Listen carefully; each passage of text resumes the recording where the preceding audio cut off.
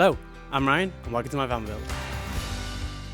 If space is an issue in your van and you want a low profile floor, then this is the insulation that you want to install. This is the Deadn Duo Pro. It's from Dodo mat. It's got 7mm thickness and is basically a layer of sound deadening and insulation in one. So it's about 2mm of sound deadening.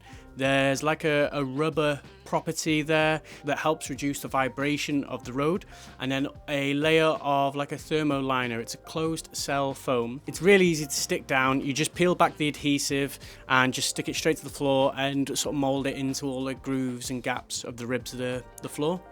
So what I'm going to be doing is cutting down these 12mm battens to use for the subfloor frame. So between each sections of the battens, I'm going to be sticking down the underlay. And then once that's done, I can stick the flooring back on top and I should have a low profile floor which is well insulated and soundproofed, which saves you a lot more space than using any other type of insulation like Kingspan or things like that. All of the insulation that I'm going to be using for the flooring and for the walls I got from Coombe Valley Campers. You can go on their website and have a look. They've got full kits that are perfect for each van, no matter what size you have. So you simply look for the model of van or what size. They have the full kit which has the exact quantity of sound deadening and insulation that you're going to need for your van build. They also have a really helpful YouTube channel where you can watch any video you need to help you with your van build. So especially for me, this is now my second van build and I've been watching their videos since day one. It's time to tackle the floor. So what I'm going to do is clear out everything from the back, take the flooring out and have a look to see what's there. Hopefully it's looking pretty clean and tidy and there's not much to do, but it's an old builder's van. I have no hope. I'm keeping the original floor from the van. It's already cut to shape and it's not in bad condition. This will save me a huge amount of time and money. As I'm raising the floor, the old mount points won't be usable, so you don't need to keep them really for this. Remove any bits of trim, including the rear doors, as you'll likely have some rust here. It's probably the most used part of the cargo area, and it's likely an area where water builds up. Once you remove the bolts, the floor should lift right out.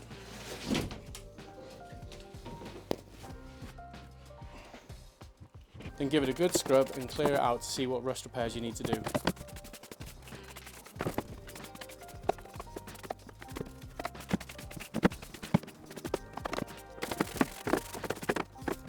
I'm in the process of clearing out all the flooring in the van and I'm getting up to the bulkhead. I was trying to leave the bulkhead in as long as possible because when you drive it round as a van, it's horrible without the bulkhead because it's just loud and tinny and echoey back here, and it just feels like such a vast space when there's no like furniture or anything in there. But as I'm getting up close to the edge, there's a few little bits where the old screws used to be into the floor that have like little bits of rust in, and if I'm going to do it now, I might as well go right through to underneath where the seats are and all behind the back of the cab. Otherwise, I'm just going to be doing it again later, so I might as well do it all in one go while the flooring's out and while everything's out the way. So, stick with me, and here's how you remove the bulkhead. Firstly, you're going to want a screwdriver or an impact driver like this. This is from Hell. I've got a star drive in the end. All around the edges, you've got star drives. Across here, through the cross section, you've got just normal nut and bolts. Now, you can, by the looks of it, leave it in sections. So you've got the main panel, upper panel, and then the two sides. I might leave the two sides in for now because I'm going to be putting a cupboard space up there, so it might help for support later.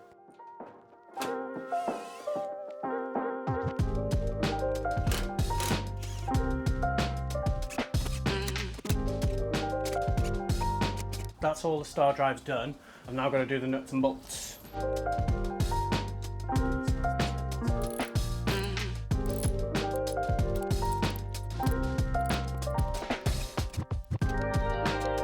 If you look through there, you can see the screws that are behind the seats in the cab.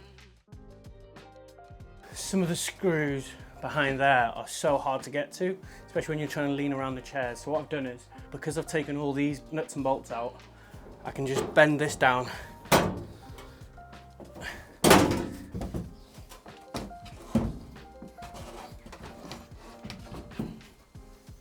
I didn't film that bit, but the screws were so rusty and I had to drill them out.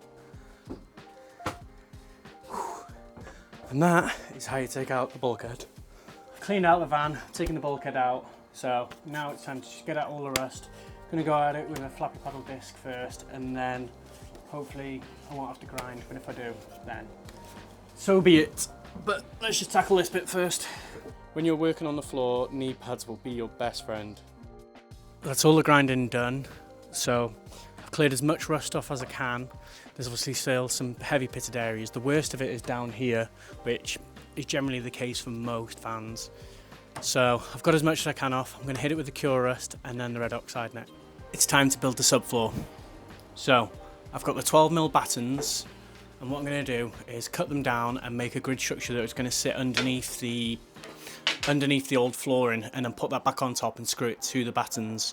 So while I'm waiting for the cure rust to dry, and then I've got to do another coat of red oxide, I'm going to cut these down to size, and then hopefully these will be ready to be fitted once the red oxide's set. And there we have it, the subfloor is done. I need to finish off the red oxide paint, and then I can glue this all down, so I'm probably going to glue it down tomorrow now. Okay, it's the next morning. I've already got paint on my shoe.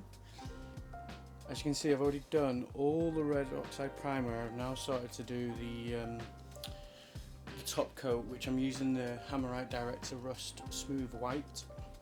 So it kind of doubles up on the rust prevention. I've really covered the wheel arches, and I've also done all of the little bits in between, including the screw holes from the previous floor. And yeah, it's looking good. Currently, I've given the floor a sand down. I've grinded off all the rust that I could see. I've done put all red oxide down and Director Rust paint over the top of it. I might give it another coat now, and then I've got some areas where I got rid of the old sealant, so I need to reseal that. And then it's a case of cracking down with the battens, gluing all the battens down, bonding them to the floor, and then I can put the flooring back in. So yeah, stick around and I'll show you how I get on. I've done all the paint. These are the areas that originally had seam sealer, which needs to go back on. Okay, so it's time to now do the seam sealing. This is what I've currently got so far.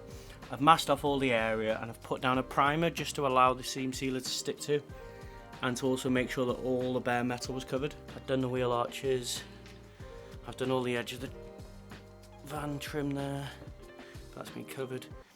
And if anyone's wondering, I'm using black primer because that's what I had in stock, and same for the black sealant. It's just what I have in already, so I'm just going to use it. This is a bonder and sealer. I'm using Tiger Seal for this. You don't need to be too neat with this, just make sure you have full coverage over the seam. Just take your time. All the seam sealant is down, and I'm just going to smear over it just to flatten it out and squish it into the gaps of the seams, and make sure there's plenty of coverage over both sides of the seams. And then just while it's still wet, peel it back, otherwise the masking tape will get stuck to the sealant. And there we have the sealed edge. If you can see the little rough bits on the camera, ignore all those rough bits, I'll get to them another day when I move out the chair. All those little rough bits are actually primer, not the sealant. The sealant's actually quite smooth. But yeah, all done. Right, I've finished the floor, so now it's time to bond all of the battens down. They're all laid out ready in the pattern that I want. So I'm going to use some Tiger Seal. It's a sealant and a bonder, which is what I used around the arches and around the seam sealant. Alright, okay, so here's my first batten. The battens can be bonded directly to the upper ribs of the van, and they will act as a natural insulator. And I'm going to stick the underlay between these battens. After you press the battens down in place, you're going to want to weigh them down with something to hold them in place. To begin with, I'm just going to use some sheets of the sound deadening just to apply a bit of pressure while I bond some more battens down. Then I can put heavier weight on when I wait for the bonder to set. Don't forget to cover over any holes. You can weld them, fill them, or you can just simply put some sound deadening over them. After a couple of hours, it's time for your underlay. Your bonder should have set by now, but try to avoid standing on the battens just yet. This part of the process is super easy. Just measure out the area between the battens, cut it from the roll of underlay, and simply stick them in. Try and get as close as possible, but any gaps you can, simply fill in later with the leftovers. I found it easier to cut the piece for each row and then stick it in row by row. There will be some areas you might want to go back over with the leftover underlay, and there may be some gaps under the battens you can also fill in.